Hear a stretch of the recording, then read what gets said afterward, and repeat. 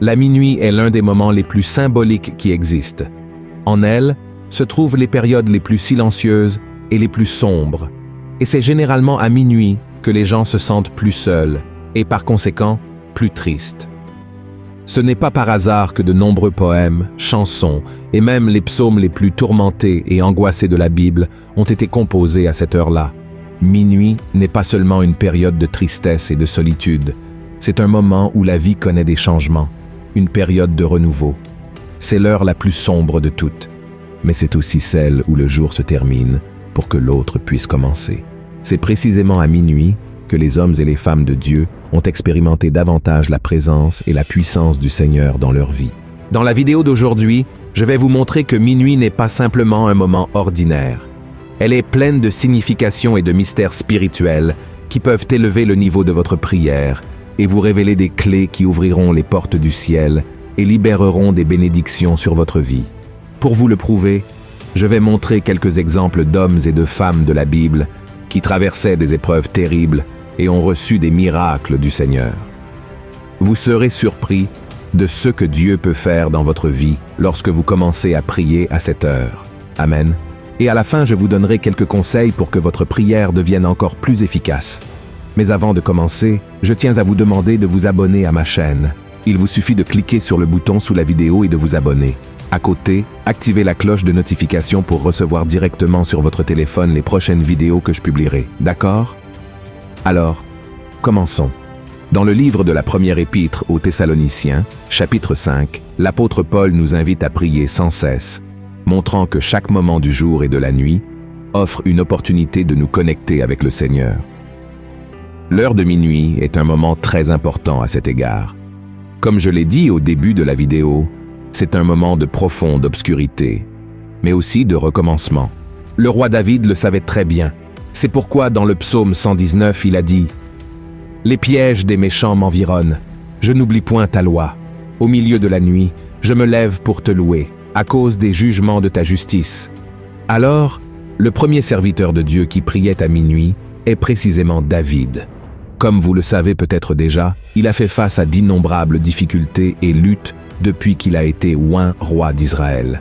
Il a été poursuivi, trahi et l'objet de serments de mort à plusieurs reprises par des rois d'autres nations et même par des personnes proches, comme le roi Saül et son propre fils Absalom. Cependant, même face à tant d'adversités, David n'a jamais cessé de chercher Dieu et de prier pour la protection et la miséricorde. Cette prière était un mélange de louanges, de supplications et de méditation sur la parole, et l'heure à laquelle David priait le plus était précisément minuit. Cela s'expliquait par le fait que c'était un moment de silence et de réflexion, offrant l'occasion de regarder à l'intérieur de soi et de parler ouvertement avec le Seigneur. Cette relation intime et sincère a fait de David l'homme selon le cœur de Dieu. En retour, David a expérimenté la grâce, la puissance et la bonté du Seigneur. Par conséquent, si vous traversez des moments difficiles, si vous êtes persécuté ou injustement traité par quelqu'un qui ne vous aime pas, ou même par des personnes proches, faites comme David et commencez à prier à minuit.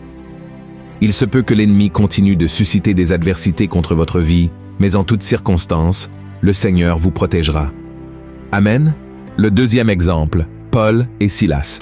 Le livre des Actes, chapitre 16, apporte l'une des plus grandes preuves du pouvoir de la prière dans la vie des enfants de Dieu. La Bible nous montre dans ce passage que l'apôtre Paul et son ami Silas avaient été emprisonnés dans la ville de Philippe pour avoir prêché l'Évangile. Même face à ce moment difficile en prison, ils n'ont pas oublié Dieu. La Bible relate qu'à minuit, ils ont prié et ont commencé à chanter des louanges au Seigneur, faisant en sorte que toute la prison entende leurs supplications. Pendant qu'ils étaient là, cherchant le Seigneur, un tremblement de terre miraculeux a ouvert les portes de la prison et a libéré leurs chaînes, les libérant de cet endroit. Ce n'est pas tout. Le gardien de prison était désespéré par ce qui s'était passé et a demandé à Paul ce qu'il devait faire pour donner sa vie à Christ. Lui et toute sa famille se sont convertis, et à la fin, les hommes même qui avaient ordonné l'arrestation de Paul et Silas leur ont accordé la liberté, présentant des excuses pour ce qu'ils avaient fait. De la même manière, il se peut que vous viviez dans une prison émotionnelle ou spirituelle. Aujourd'hui, peut-être êtes-vous enchaîné par la dépression, la dépendance, le manque d'espoir, et vous n'avez plus la force pour rien. Cependant, le Seigneur vous envoie ce message pour vous dire qu'il intervient avec providence et est avec vous, tout comme il l'a fait avec Paul et Silas. Pour cela, tout ce que vous avez à faire est de ne pas vous concentrer sur les circonstances, de ne pas vous laisser abattre par le pessimisme et les lamentations, mais de regarder votre vie avec les yeux de la foi. N'arrêtez pas d'adorer le Seigneur, même si l'obscurité vous entoure. Tout comme Paul et Silas ont prié à minuit, commencez à le faire aujourd'hui et vous verrez Dieu agir en votre faveur. Amen. Le troisième exemple, Anna. Anna était mariée à Elkana, un homme qui avait également une autre épouse nommée Pénina. Pénina avait des enfants, mais Anna était stérile, une condition qui, à cette époque, était perçue non seulement comme un problème de santé, mais aussi comme une honte dans la société. Cela s'expliquait par le fait que la principale qualité d'une femme était de devenir mère. De plus, l'infertilité d'Anna lui causait beaucoup de chagrin, car Pénina la provoquait tous les jours en disant qu'elle avait été oubliée par Dieu. Toute cette situation la rendait isolée et désespérée. Dans un moment de souffrance intense, Anna alla prier au tabernacle, après le dîner, vers minuit. Elle préférait se rendre à cet endroit pour être plus à l'aise avec Dieu, car hommes et femmes ne pouvaient pas occuper le même espace dans le temple. Anna implora Dieu pour avoir un fils, promettant que si cette demande était exaucée, elle consacrerait l'enfant au service du Seigneur toute sa vie. Sa prière était si intense que le prêtre Élie pensa qu'elle était ivre.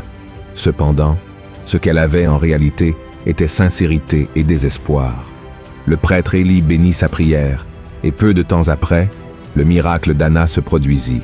Dieu entendit son appel, et elle donna naissance à Samuel, qui devint l'un des plus grands prophètes du Seigneur de tous les temps. Face à cela, je vous demande, combien de fois ne vous sentez-vous pas comme Anna, à la recherche de quelque chose que les gens et même la science disent être impossible? Combien de fois avez-vous été humilié, à cause de votre condition? Sachez, mon cher frère et ma chère sœur, que votre tristesse peut prendre fin. Il suffit que vous vous tourniez vers la bonne personne, Jésus-Christ. Remettez-lui votre rêve. Ayez confiance dans le Seigneur et ne vous laissez pas abattre par les circonstances. Aussi impossible que cela puisse paraître, si vous croyez et que cela est conforme au plan du Seigneur, aucun diagnostic, aucune personne, aucune science ne pourra empêcher la volonté de Dieu de s'accomplir dans votre vie. Amen. Le quatrième exemple, Jésus. Si vous lisez toute la Bible, du livre de la Genèse à l'Apocalypse, vous ne trouverez pas une seule personne qui ait prié plus que Jésus. Cela parce qu'il savait combien il était important d'être dans la présence du Père et combien l'humanité a besoin d'intimité avec lui. Si nous nous tournons vers les 4 évangiles du Nouveau Testament, nous verrons que dans de nombreuses situations, le Christ priait la nuit, car c'était le moment où les personnes qui le suivaient, à la recherche de miracles et d'enseignements, dormaient. Il pouvait ainsi avoir un moment seul avec le Créateur. De toutes les prières enregistrées dans la Bible, la prière au jardin de Gethsémani a été certainement la plus marquante de la vie de Jésus. Il était sur le point d'être arrêté et crucifié. Il se retira de la présence des disciples et alla à cet endroit prier, probablement vers minuit, en raison des événements qui se sont produits avant et après, tels que le repas, l'arrestation et le reniement de Pierre. Dans Matthieu, chapitre 26, nous voyons que l'angoisse de Jésus à ce moment-là était si grande qu'il pria de manière intense, au point où son corps transpira du sang. Jésus, étant Dieu en cette occasion, était aussi un homme, et c'est pourquoi il ressentit de la peur pour ce qu'il savait qui allait se passer. Face à cette souffrance terrible, il demanda au Père que, si possible, il soit épargné de cette mort terrible, mais que la volonté du Seigneur soit faite et non la sienne. À ce moment-là, un ange apparut et fortifia Jésus, qui parvint à poursuivre les plans de Dieu pour vaincre la mort et le péché. Je m'imagine l'angoisse que Jésus a ressentie en réalisant que les prophéties sur sa mort se réalisaient. En tant qu'être humain, à ce moment-là, il désirait être délivré de cela. Malgré la peur, le Christ continua et se soumit à la volonté du Père. En raison de ce renoncement, il reçut l'aide du ciel. De la même manière, Dieu ne répondra pas toujours à votre prière, non pas parce qu'il est malveillant, mais parce qu'il a un plan meilleur et plus grand pour votre vie, tout comme cela s'est produit avec Jésus à Gethsémani et aussi avec l'apôtre Paul lorsqu'il pria pour que le Seigneur enlève son écharde dans la chair. Vous entendrez souvent un nom de Dieu, Mais de la même manière dont ils ont été consolés, vous le serez aussi. Par conséquent, lorsque vous prierez, parlez à Dieu et renoncez à toutes vos volontés, déclarant que votre vie est entre ses mains. Je suis sûr que, même si vous rencontrez des épines et des croix sur le chemin, la puissante présence du Seigneur vous conduira vers des lieux bien plus grands que vous ne pourriez jamais l'imaginer. Amen. Le cinquième et dernier exemple, Jacob. Jacob était le fils d'Isaac, le petit-fils d'Abraham et le frère jumeau d'Ésaü. Après avoir profité d'un moment de faiblesse de son frère pour le faire chanter et tromper son propre père, il reçut la bénédiction de l'aînesse de cette famille. Plus tard, il dut fuir et construire sa propre famille. Cependant, le fardeau d'être un menteur et un trompeur le poursuivait. Bien des années plus tard, Jacob pria Dieu pour que son frère ait pitié de lui et lui pardonne ses erreurs. Vers minuit, une entité divine, que certains croient être un ange, d'autres Jésus ou même Dieu, apparut devant lui et commença à lutter. La bataille dura jusqu'à l'aube, après que Jacob eut été blessé à la hanche. L'ange de Dieu bénit Jacob, changeant son nom en Israël. En plus de laisser derrière lui un passé rempli de mensonges, de tromperies et de trahisons, Jacob reçut l'opportunité d'écrire une nouvelle histoire. Subissant un processus de transformation spirituelle, de caractère et de renforcement de la foi, Jacob donna son nom aux descendants d'Abraham et à la nation de son peuple. Ses fils devinrent les chefs des 12 tribus d'Israël. Cette rencontre avec Dieu vers minuit, après une prière sincère et repentante, changea le cours de la vie de Jacob. Ainsi, vous aussi pouvez voir votre vie transformée par le Seigneur en priant, en vous repentant des erreurs du passé et en vous mettant à disposition pour que Dieu écrive une nouvelle histoire dans votre vie. Vous aurez une nouvelle identité, celle d'enfant de Dieu et d'héritier aux côtés de Jésus-Christ. Contrairement à Jacob, vous n'avez pas besoin de lutter contre quelqu'un, car la bataille contre le péché a déjà été remportée par le Christ sur la croix. Le pardon est déjà disponible pour vous. Il vous suffit de l'accepter de tout cœur. En tant que fruit de cette transformation, non seulement votre vie et votre maison seront bénies, mais aussi vos enfants et les enfants de vos enfants pendant de nombreuses générations. Amen. Avant de conclure, une citation importante est faite sur minuit. Dans la parabole des 10 vierges, Jésus raconte que les 5 vierges prudentes, qui se sont préparées et ont pris assez d'huile pour leurs lampes, sont allées avec le marié pour l'éternité lorsqu'il est arrivé exactement à minuit. Cela indique que lorsque Jésus reviendra pour chercher son peuple, la terre traversera le moment le plus sombre et le plus sombre, la grande tribulation. Seuls les préparés iront avec le marié pour l'éternité. Par conséquent, ne laissez pas l'huile de la foi qui alimente la lumière de votre esprit s'épuiser avant l'heure. Cherchez le Seigneur en prière tous les jours et si possible, priez également vers minuit. Ce moment est propice à la prière car les distractions disparaissent, vous permettant de vous livrer de tout cœur pour avoir une rencontre avec Dieu. Pour cela, il est important de trouver un endroit calme où vous pouvez être seul avec le Seigneur.